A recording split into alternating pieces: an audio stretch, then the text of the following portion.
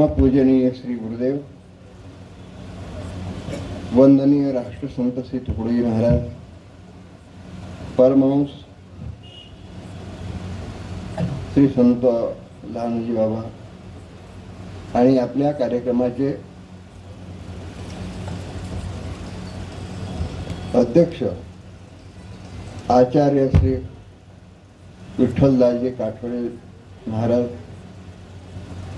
आणि आताच यांचं वक्तृत्व त्यांनी आपण ऐकलं अशा हरिभक्तपरायण भागवताचार्य सौभाग्यवती सविताताई खरवडे, आमचे मित्र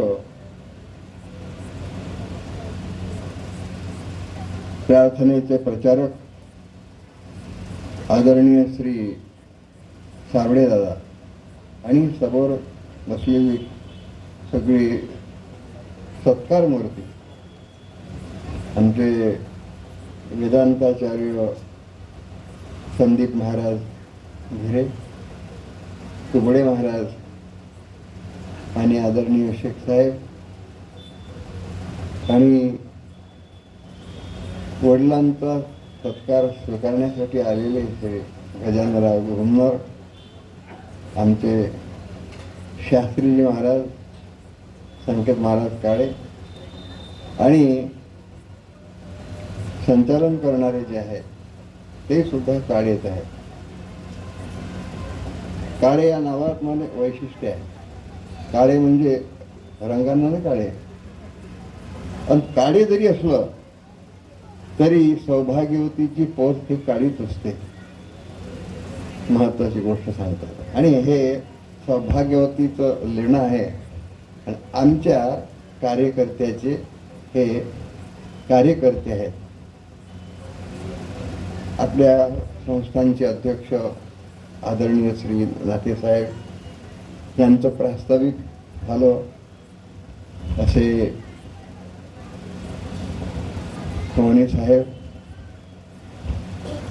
कार्यकर्त्यांना कार्यकर्ते मंडळी आणि श्रद्धास्वरूप भक्तिमती माता भगिनी, त्याचप्रमाणे या ठिकाणी उपस्थित असलेले वेगवेगळ्या गावावरून पुरस्कार स्वीकारणारी जी मंडळी आहे ते पुरस्कार मूर्ती वेगवेगळ्या क्षेत्रात आहेत.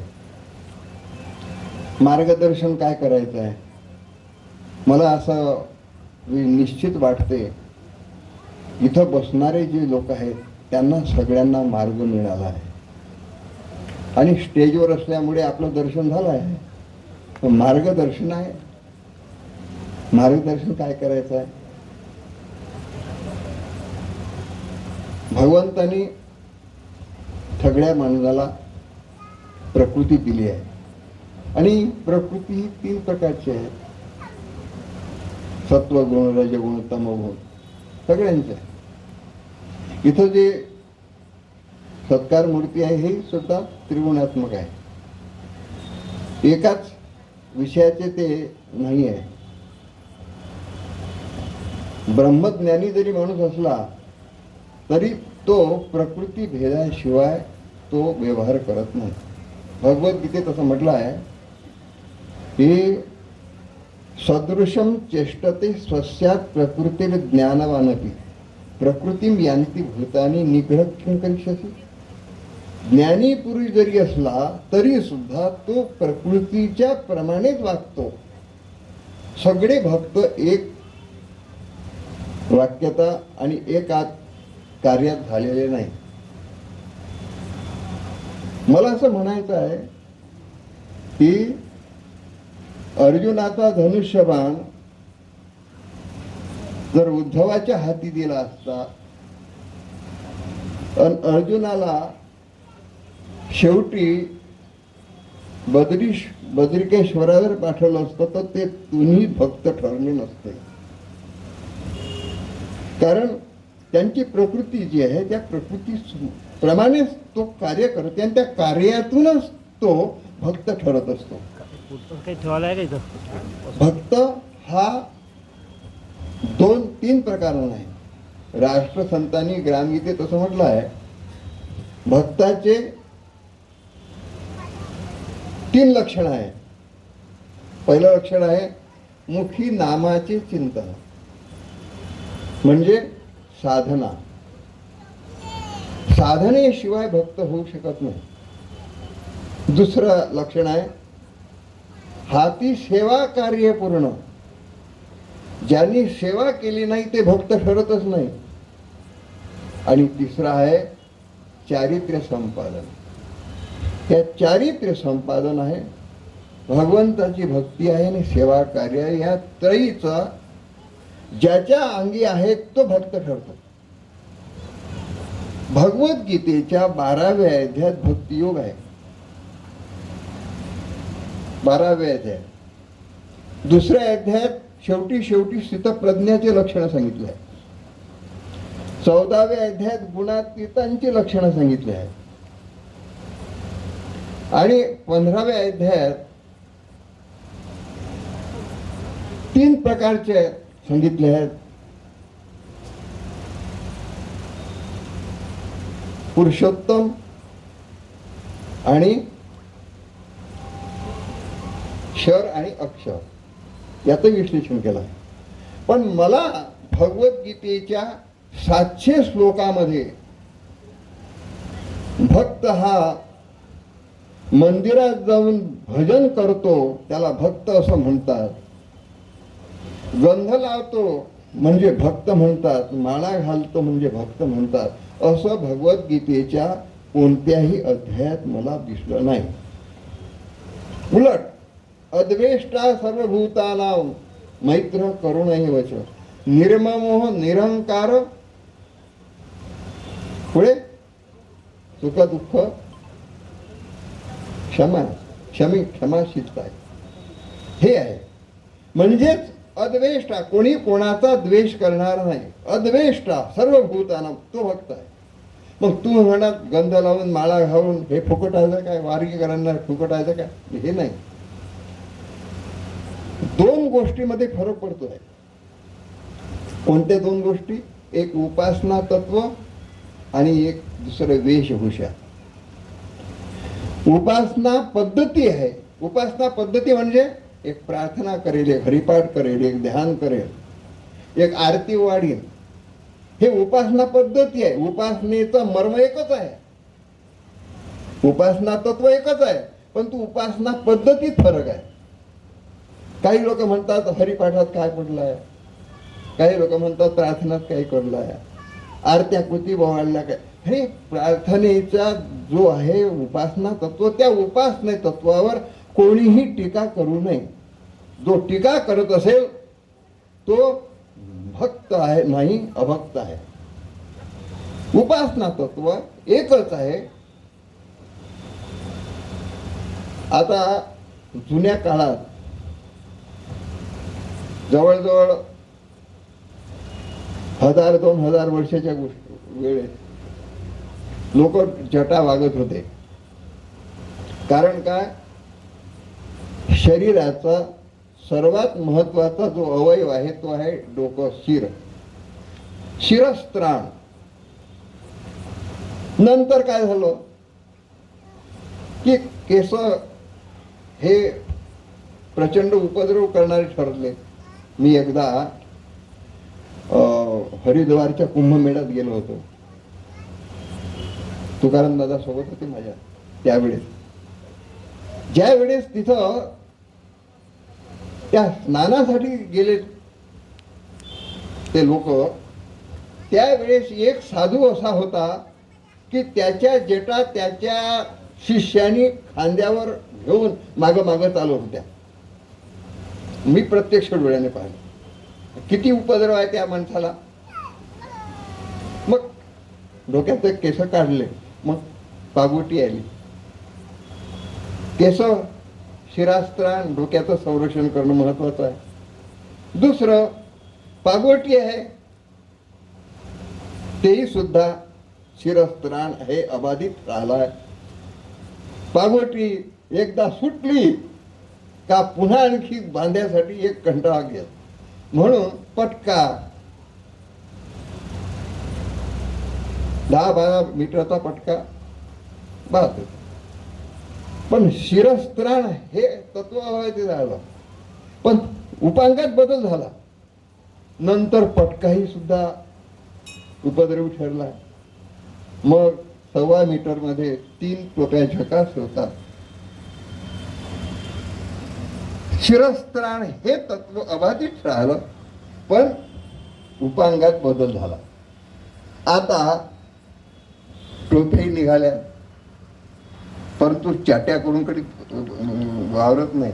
केस आहे, कारण काय, केस हे शिरस्त्राण आहे. त्याप्रमाणे ह्या उपांगात बदल झाला.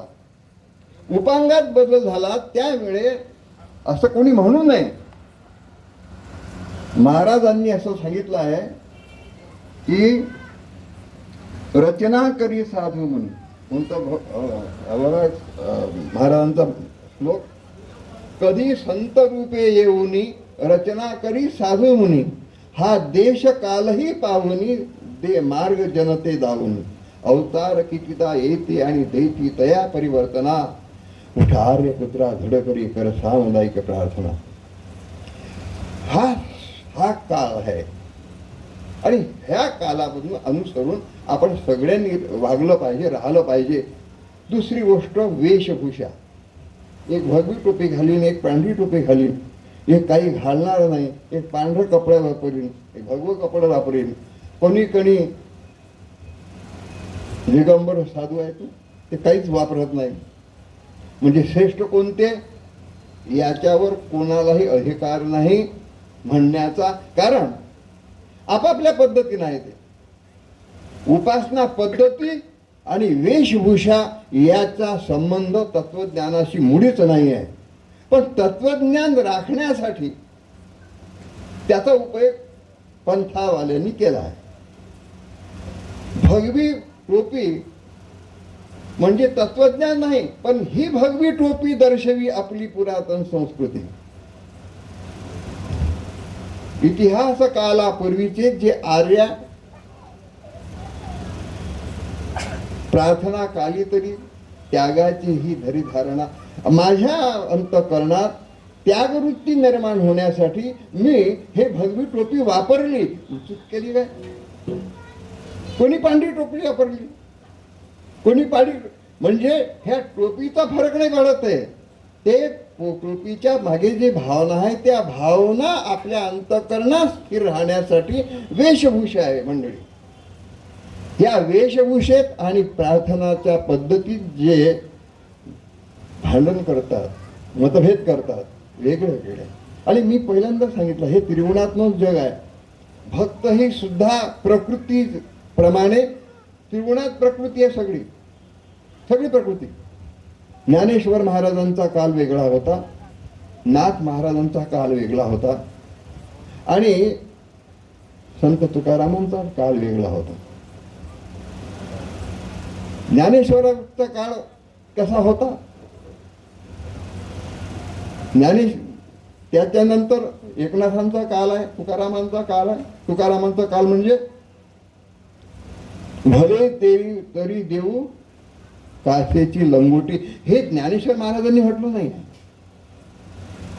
महाराजांनी असं म्हटलंय, खांडावया घाव घाली की लावणी जयाने केली, दोघा एकची सावली वृक्षदू जैसा. हे ज्ञानेश्वराचं म्हणणं आहे. पण तुकारामाचं म्हणणं तसं नाही आहे. तुकारामाचं म्हणणं आहे वीर संत झाले ते.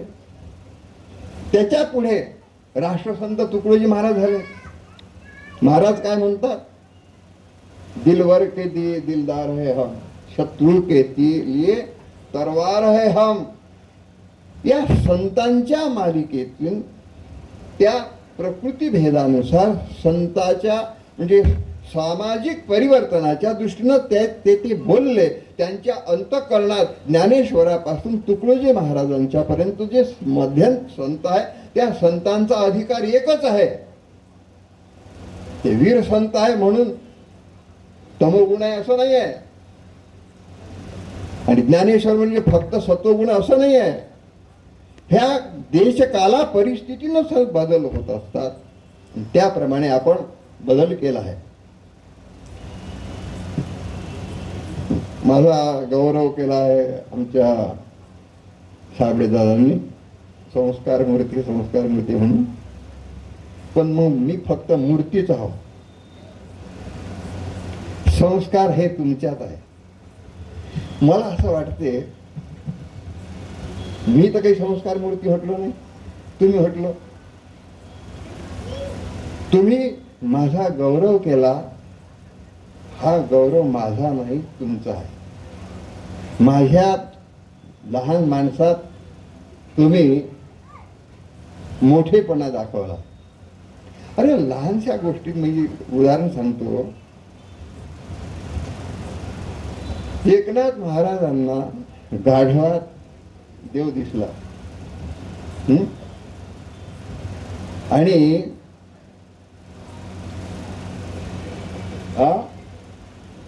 हो नामदेवामध्ये नामदेवा महाराजांनी कुत्र्यात देव पाहायला गेले.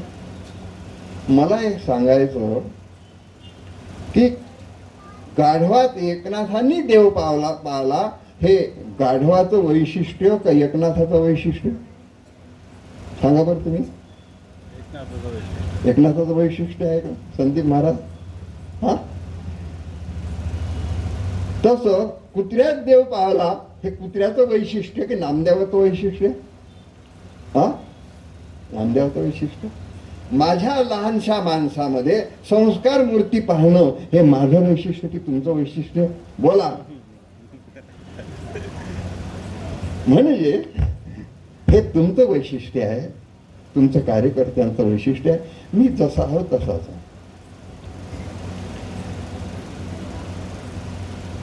2 लाख 2.5 लाख विद्यार्थी तयार झाले. मी एकट्याने गेले नाही. हे राष्ट्रसंतांचा जो कृपा आशीर्वाद आहे त्याप्रमाणे तेनेची पंथे चालव जाता न पडे गुंता कोठे काय. हे संतांचं आहे ना, हे संतांचं वाक्य. शेवटी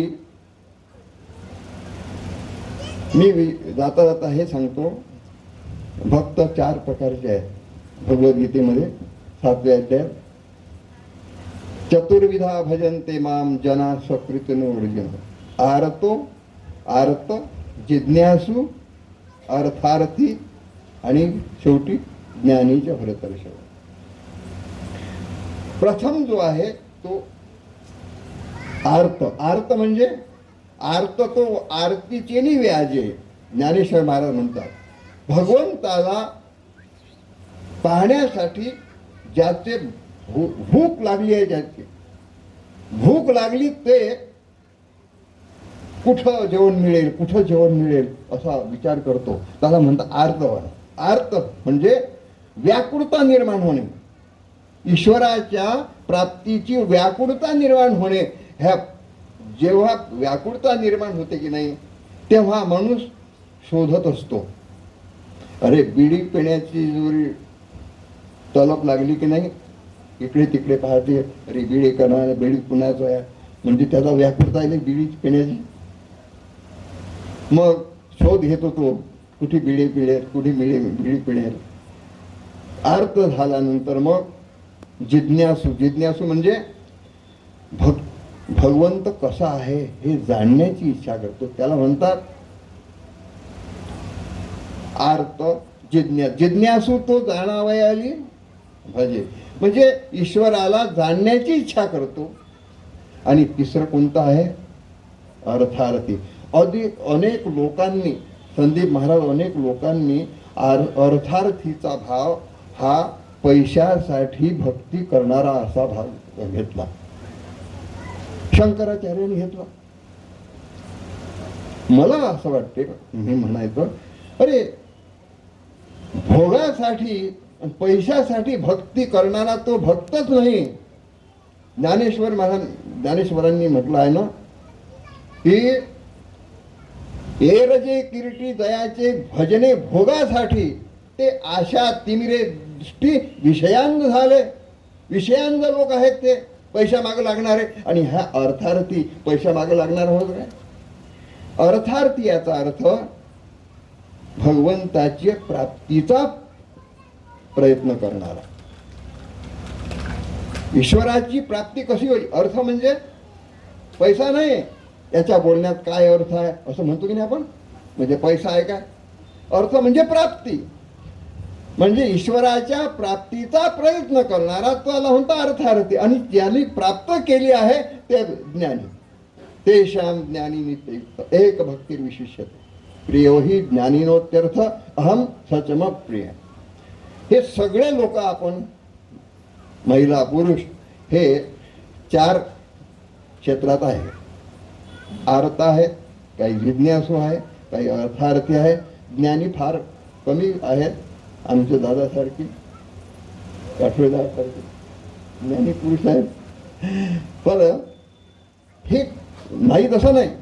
आणि हे 4 भक्त गुणाप्रमाणे नारदांनी भक्ती सूत्रात असं सांगितलं आहे, भक्ती त्रिधा गुणभेदार तादादी भेदाद्वा. 3 भक्त आहे ते साधनेत आहे आणि 4 आहे तर सिद्ध आहेत. हे 4 भक्त आणि हे सगळे 4 भक्त आपल्या अंतःकरणात क्रमाक्रमाने पुढे जाण्याचे आपले करावं. त्याच्यामध्ये शिक्षणाचा महत्त्वाचा भाग नाही आहे, पोथी पुराणाचा भाग नाही आहे, अंतःकरणाचा भाग. ज्याचे हृदय शुद्ध आहे, ज्याचे अंतःकरण शुद्ध आहे, तिथंच भगवंत राहतो. आता हृदय हे आपुले चौफाडुनिया भले वरी बैसवू पावले. सद्गुरूची पावलं कुठे राहतात? जे निर्मळ अंतःकरणात आहे ते. निर्मळ अंतःकरण कधी होते? भक्तीत होते, चारित्र्यात होते. त्या ठिकाणी मी जास्त बोललो असं वाटतं मला. मी असं म्हणतो की ह्या गोष्टी आपल्या सगळ्यांना अंतःकरणातून पटले पाहिजे. आणि आमचा विषय संस्कार शिबिर. संस्कार आकारू वर्तते. संस्कारामुळे आकार निर्माण होतो. दुसरी गोष्ट, शूद्र सगळेच आहेत, पण संस्कारावर द्विज उच्चते. संस्कारातून द्विज निर्माण होतं. द्विज म्हणजे ब्राह्मण असं नाही आहे. द्विज म्हणजे द्विजन्म आहे. शरीराचा जन्म हा शारीरिक जन्म आहे आणि दुसरा जन्म हा संस्काराने होतो. पशु पक्ष्याचे पंचमहाभूताचे शरीर आहे ना. आमचीच पूजा काय लोक करतात, कठडदादांची पूजा काय करतात? हे पंचमहाभूताचं शरीर आहे म्हणून काय? नाही, जनावरही पंचमहाभूताचं आहे. या शरीरामध्ये जे ज्ञान आहे त्या ज्ञानाची पूजा करतात. म्हणून महत्वाचं हे गोष्ट आहे, हे सगळे लोक पुरस्कार ज्यांना दिले आहेत ते गुणवंत आहेत, चारित्र्य संपन्न आहे म्हणून पूजा करतात. आणि माझ्या हातून मी भाग्य समजतो, माझ्या हातून ते पुरस्कार देणार आहे, भाग्य समजतो. गायन दादा, मला असं वाटते माझ्या हातून अनेक लोकांना पुरस्कार मिळाले. आता मी पुरस्कार म्हटलं तर मला धाक वाटते, कारण असे काही पुरस्कार मी माझ्या हातून देण्याचा मला प्रसंग आला. संत महाराज असे प्रसंग आले का त्याच्या पाया पडलं तर खुरं दिसतात आणि हार टाकला तर शिंग दिसतात आणि तोंडाचा वास घ्यायला जाता की नाही. असे प्रसंग माझ्यावर हार टाकण्याचे आले. मी त्यापासून भयंकर घाबरतो. आणि त्या लोकांचा, माझ्या समोर जे लोक आहेत, मी माझं भाग्य समजतो. या लोकांचा सत्कार करण्याचं मला भाग्य मिळालं आहे. या मी आता इथं आलो. संस्काराचा विषय लांब आहे, कधी प्रसंग पडला तर सांगेल. इथं माझा सन्मान केला आणि स्वागत केलं. आम्ही सगळे लोक आपले कृतज्ञ आहेत. आणि खरोखर हे कडमेश्वर भाग्यवान आहेत. असे कडमेश्वर आहे. आमच्या सगळ्यांच्या वतीनं आपल्या सगळ्यांना मी धन्यवाद देतो आणि माझे लांबलेले 2 शब्द या ठिकाणी समाप्त करतो. जय